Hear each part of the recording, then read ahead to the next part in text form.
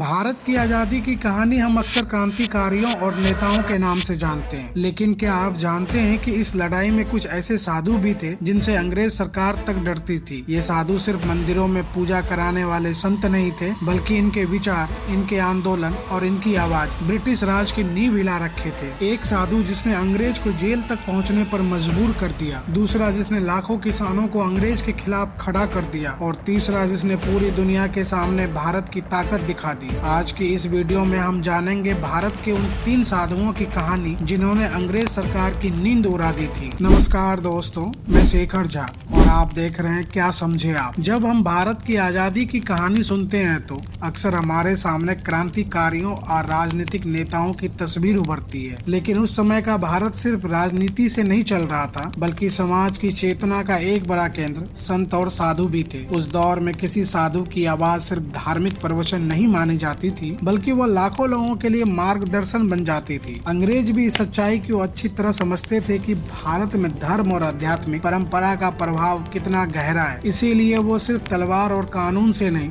बल्कि समाज की सोच को नियंत्रित करके भी राज करना चाहते थे। यही वजह थी कि ब्रिटिश सरकार कई आध्यात्मिक और सामाजिक नेताओं की गतिविधियों पर लगातार नजर रखती थी, क्योंकि अगर कोई संत लोगों को अन्याय के खिलाफ खड़ा होने के लिए प्रेरित कर दे तो वह आंदोलन किसी भी राजनीतिक भाषण से कहीं ज्यादा शक्तिशाली हो सकता था। 19वीं और 20वीं सदी के उस उथल पुथल भरे समय में भारत में कुछ ऐसे संत सामने आए जिनकी राहें अलग थी, लेकिन उनका प्रभाव गहरा था। किसी ने आध्यात्मिक के माध्यम से भारतीयों के अंदर आत्मसम्मान और जागरूकता जगाई, किसी ने किसानों और आम लोगों को संगठित करके अन्याय के खिलाफ आवाज उठाने की हिम्मत दी और किसी ने सीधे क्रांतिकारी विचारों से ब्रिटिश सत्ता को चुनौती दी। ये लोग केवल साधु नहीं थे, बल्कि उस दौर की सामाजिक और मानसिक क्रांति का हिस्सा थे, और शायद यही कारण था कि अंग्रेज सरकार इनके प्रभाव को हल्के में लेने की गलती कभी नहीं कर पाई। आज की इस कहानी में हम ऐसे ही 3 संतों के बारे में बात करेंगे जिनकी उपस्थिति और विचार उस समय के भारत में एक अलग तरह की हलचल पैदा कर रहे थे। और इसी कहानी की शुरुआत होती है उस व्यक्ति से जिसे इतिहास एक साथ 2 रूपों में याद करता है, एक क्रांतिकारी विचारक और एक महान आध्यात्मिक गुरु। श्री अरविंदो का जन्म 15 अगस्त 1872 को कोलकाता में हुआ था। उनके पिता डॉक्टर कृष्णधन घोष एक आधुनिक सोच वाले डॉक्टर थे और वो चाहते थे कि उनका बेटा पूरी तरह पश्चिमी शिक्षा पाए। इसीलिए मात्र 7 साल की उम्र में ही अरविंदो को इंग्लैंड भेज दिया गया। वहाँ उन्होंने मैनचेस्टर, लंदन और बाद में कैम्ब्रिज में पढ़ाई की। उन्होंने इंडियन सिविल सर्विस की परीक्षा भी पास कर ली थी, जो उस समय अंग्रेजी शासन की सबसे प्रतिष्ठित सेवाओं में गिनी जाती थी। लेकिन कहा जाता है कि उन्होंने जानबूझकर घुड़सवारी की परीक्षा में हिस्सा नहीं लिया, जिनसे उनकी नियुक्ति रुक गई। शायद उसी समय उनके भीतर यह विचार मजबूत हो चुका था कि वह अंग्रेजी शासन की सेवा नहीं करना चाहते। 1893 में जब वो भारत लौटे तो बड़ौदा रियासत में प्रशासनिक सेवा और बाद में बड़ौदा कॉलेज में प्रोफेसर के रूप में काम करने लगे। लेकिन इस शांत दिखने वाले जीवन के भीतर एक अलग ही विचार जन्म ले रहा था। उस समय भारत में राष्ट्रवाद की लहर धीरे धीरे तेज हो रही थी और अरविंदो उन लोगों में से थे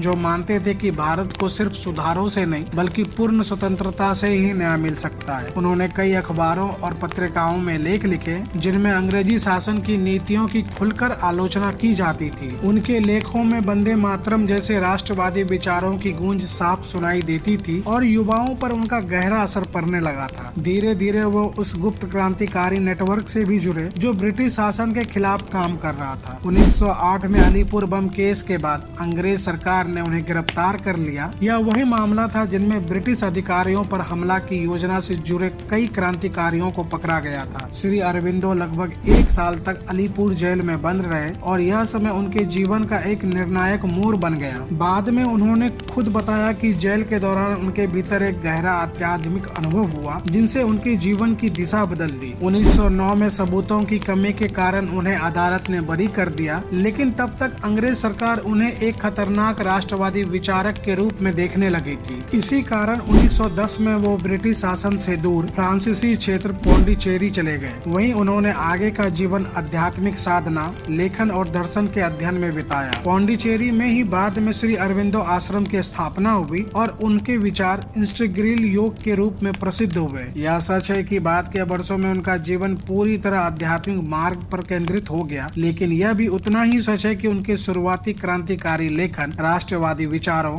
और युवाओं को जगाने वाली आवाज ने ब्रिटिश शासन को असहज कर दिया था। इसीलिए इतिहास में श्री अरविंदो को केवल एक संत या दार्शनिक के रूप में नहीं, बल्कि उस दौर की मानसिक और वैचारिक क्रांति के महत्वपूर्ण चेहरे के रूप में भी याद किया जाता है। और उसी दौर में एक और ऐसा संत सामने आया जिसकी राह श्री अरविंदो से बिल्कुल अलग थी, लेकिन उसका प्रभाव उतना ही गहरा था। यह संत थे स्वामी सहजानंद सरस्वती। उनका जन्म 1889 में उत्तर प्रदेश के गाजीपुर जिले में नौरंग राय के रूप में हुआ था। बचपन से ही उनका झुकाव आध्यात्मिक जीवन की ओर था और कम उम्र में ही उन्होंने संन्यास ले लिया। संन्यास लेने के बाद उन्हें सहजानंद सरस्वती के नाम से जाना जाने लगा। शुरुआती वर्षों में उनका जीवन पूरी तरह धार्मिक अध्ययन, वेदों और शास्त्रों के अध्ययन तथा आध्यात्मिक साधना में बीता। लेकिन धीरे धीरे जब उन्होंने ग्रामीण भारत की वास्तविकता स्थिति को करीब से देखा तो उनका ध्यान एक बड़े सामाजिक प्रश्न की ओर गया। किसानों की दुर्दशा। उस समय भारत के गाँव में ज्यादातर किसान भारी करों, जमींदारी शोषण और ब्रिटिश राज की कठोर आर्थिक नीतियों के कारण बेहद कठिन जीवन जी रहे थे। किसान मेहनत करते थे, लेकिन उनकी फसल और उनकी कमाई पर अधिकार अक्सर जमींदारों और औपनिवेशकों व्यवस्था का होता था। स्वामी सहजानंद ने महसूस किया कि केवल आध्यात्मिक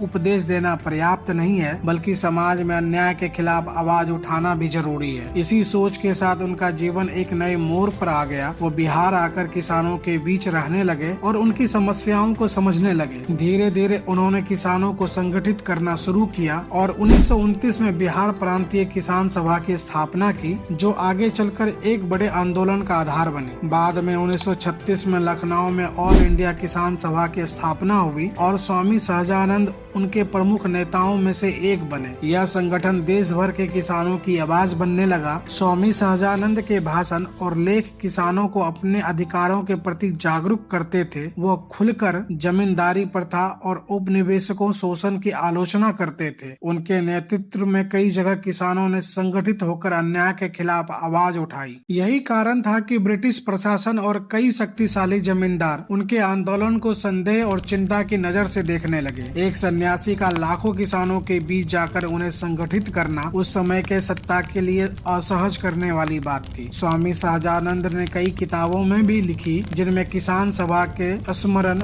और मेरा जीवन संघर्ष जैसी रचनाएं शामिल हैं, जिनमें उन्होंने किसानों के संघर्ष और सामाजिक अन्याय का विस्तार से वर्णन किया। उनका जीवन इस बात का उदाहरण था कि एक साधु केवल आध्यात्मिक मार्गदर्शक ही नहीं, बल्कि समाज में परिवर्तन का वाहक भी बन सकता है। स्वामी सहजानंद सरस्वती ने अपने जीवन के अंतिम वर्षों तक किसानों के अधिकार और सामाजिक न्याय के लिए काम किया और 1950 में उनका निधन हुआ। आज उन्हें भारतीय किसान आंदोलन के सबसे महत्वपूर्ण नेताओं में से एक के रूप में याद किया जाता है। और यह भी सच है कि एक सन्यासी के रूप में उनकी आवाज ने उस दौर की औपनिवेशिक व्यवस्था को चुनौती देने में महत्वपूर्ण भूमिका निभाई। और इसी दौर की कहानी में एक ऐसा नाम भी आता है जिसने सीधे राजनीतिक आंदोलन नहीं चलाया, न ही किसी किसान संगठन का नेतृत्व किया, लेकिन उसके शब्दों ने लाखों भारतीयों के भीतर आत्मसम्मान और आत्मविश्वास की ऐसी भावना जगाई जिसने औपनिवेशिक मानसिकता को गहराई से चुनौती दी। यह नाम था स्वामी विवेकानंद का। उनका जन्म 12 जनवरी 1863 को कोलकाता में नरेंद्रनाथ दत्त के रूप में हुआ था। बचपन से ही वो तेज बुद्धि,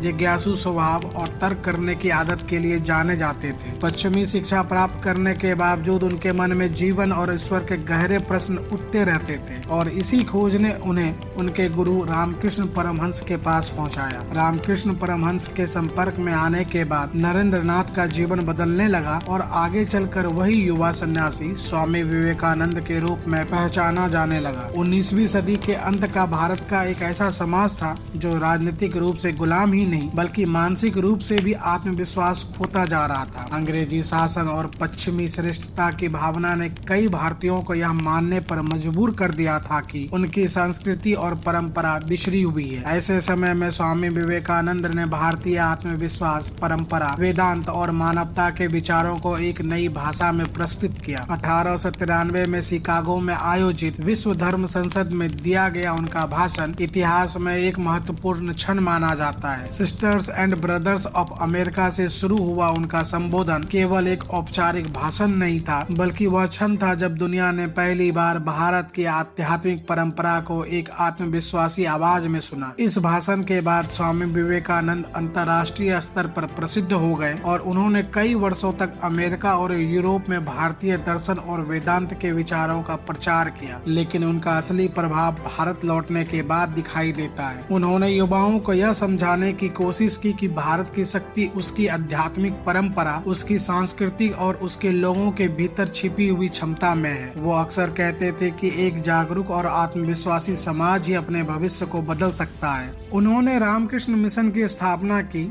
जिसका उद्देश्य केवल आध्यात्मिक साधना नहीं बल्कि शिक्षा, सेवा और समाज के उत्थान का काम भी था। यह सही है कि स्वामी विवेकानंद सीधे किसी क्रांतिकारी आंदोलन का हिस्सा नहीं थे, लेकिन उनके विचार ने उस पीढ़ी को गहराई से प्रभावित किया जिसने आगे चलकर स्वतंत्रता आंदोलन को दिशा दी। कई राष्ट्रवादी नेताओं और क्रांतिकारियों ने बाद में स्वीकार किया कि विवेकानंद के शब्दों ने उनके भीतर देश के लिए कुछ करने की प्रेरणा जगाई थी। इसीलिए इतिहास में स्वामी विवेकानंद को केवल एक महान सन्यासी या दार्शनिक के रूप में नहीं बल्कि उस चेतना के प्रतीक के रूप में भी देखा जाता है जिसने भारतीयों को यह याद दिलाया कि आत्मविश्वास और जागरूकता भी किसी भी राष्ट्र की स्वतंत्रता की लड़ाई में उतना ही महत्वपूर्ण होती है जितनी राजनीतिक और संघर्ष। और अगर इन तीनों व्यक्तियों की कहानी को एक साथ देखा जाए तो एक दिलचस्प सच्चाई सामने आती है। इनके राहें अलग थी, इनकी सोच अलग थी और इनका काम करने का तरीका भी बिल्कुल अलग था, लेकिन इन तीनों के प्रभाव का केंद्र एक ही था,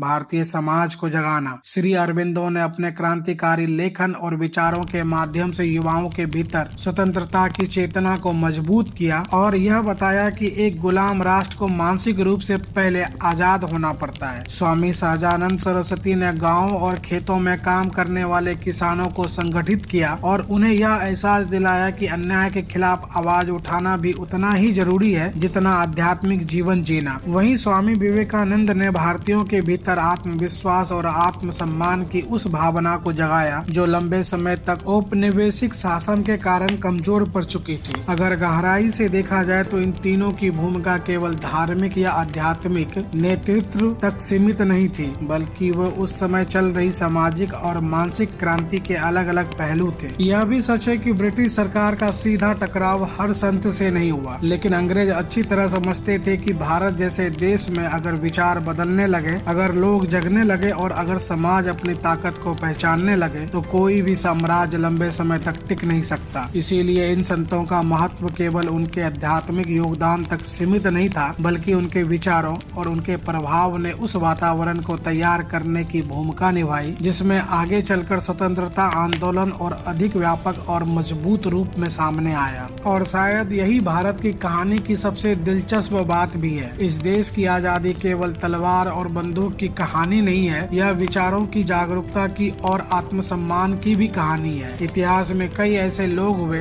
जिन्होंने अलग अलग तरीकों से इस देश को जगाने की कोशिश की। किसी ने क्रांति का रास्ता चुना, किसी ने समाज के सबसे कमजोर वर्ग को संगठित किया और किसी ने लोगों के भीतर छिपे आत्मविश्वास को जगाया। श्री अरबिंदो, स्वामी सहजानंद सरस्वती और स्वामी विवेकानंद जैसे व्यक्तित्व इसी जागरण की कहानी का हिस्सा थे। इन्होंने यह दिखाया कि कभी कभी शब्द भी उतने ही शक्तिशाली होते हैं जितनी कोई लड़ाई, और विचार भी उतनी ही गहरी हलचल पैदा कर सकते हैं जितना कोई आंदोलन। शायद यही कारण है कि इतिहास में इन लोगों को केवल संत या साधु के रूप में नहीं बल्कि उस दौर की चेतना के प्रतीक के रूप में भी याद किया जाता है। अगर आपको इतिहास की ऐसी ही अनकही और गहराई वाली कहानियाँ पसंद आती है तो इस वीडियो को जरूर लाइक करें। नीचे कमेंट में जरूर बताएं कि आप अगली वीडियो किस विषय पर देखना चाहते हैं। और अगर आपने अभी तक चैनल क्या समझे आपको सब्सक्राइब नहीं किया है तो सब्सक्राइब करके बेल आइकन जरूर दबा दें ताकि ऐसे ही रिसर्च बेस्ड और सच्चाई के करीब कहानियां आप तक सबसे पहले पहुंचती रही। मैं हूं शेखर झा, मिलते हैं अगले वीडियो में एक और दिलचस्प सच के साथ।